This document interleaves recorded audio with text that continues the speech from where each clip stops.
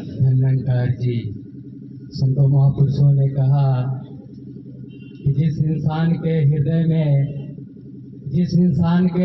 में इंसानियत वाला ख्याल होगा, जिस इंसान के हृदय में इंसानियत वाला ख्याल होगा, अरे उसके लिए तो हर रोज नया साल होगा, उसके लिए तो हर रोज नया साल होगा।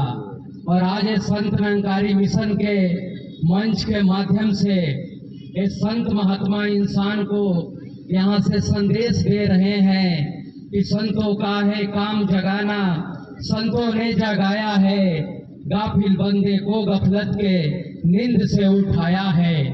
कि संगत हम देखते हैं कि जब इंसान की नींद सुबह में खुलती है तो सुबह से शाम तक इंसान अपने इस मानव जीवन के निर्वाह के लिए अनेकों प्रकार के प्रयास करता है।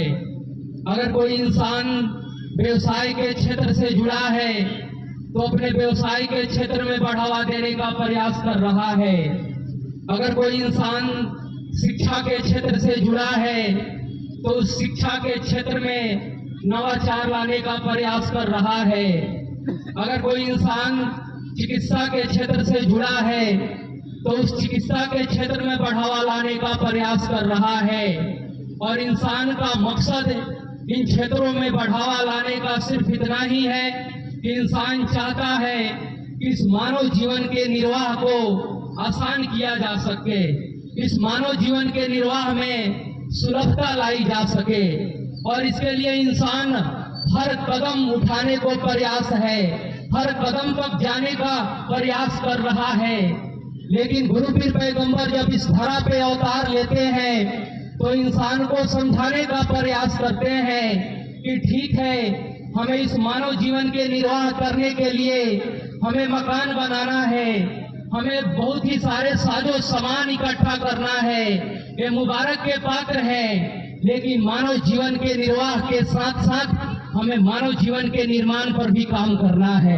और आज ये संत निरंकारी मिशन ये संदेश दे रहा है कि अगर वाकई आप इस मानव जीवन का निर्माण करना चाहते हैं तो आपको पूर्ण समय के सदगुरु के दर पे आना होगा।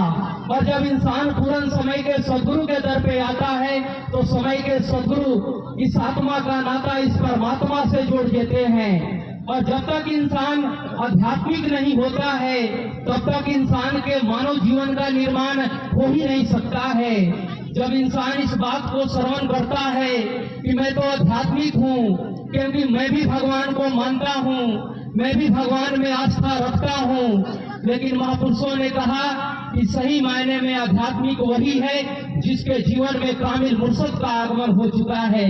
क्योंकि कामिल मुर्शद सीधे इस रमे राम से दर्शन करा देते हैं, सीधे इस भगवान का लगता करा देते हैं। महापुरुषों ने कहा कि माया के जाल में काया उलझती रही, माया के जाल में काया उलझती रही, गांठें 100 बांधती तो एक सुलझती रही। और ये सब चमक धमक केवल दिखावा मात्र है। और इसी चकाचौंध में तो दुनिया झुलसती रही, इसी चकाचौंध में तो दुनिया झुलसती रही।